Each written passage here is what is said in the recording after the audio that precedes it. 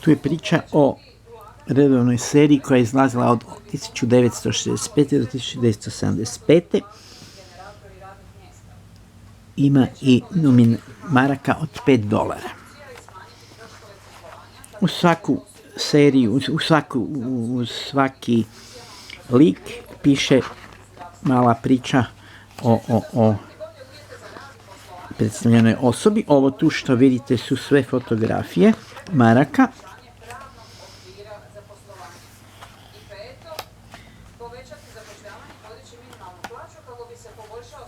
Evo imamo i Einsteina, nisu samo političari.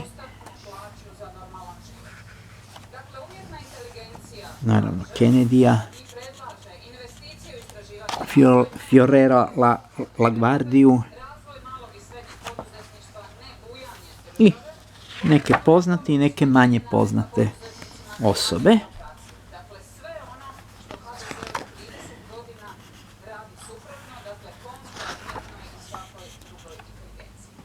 Eugene O'Neill je na marci od $1, a ovaj John Moore na marci od $5.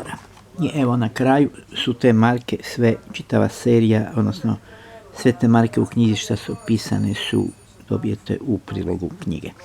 Dakle, samo ove zadnje 3 marke imaju nominalu $6,5.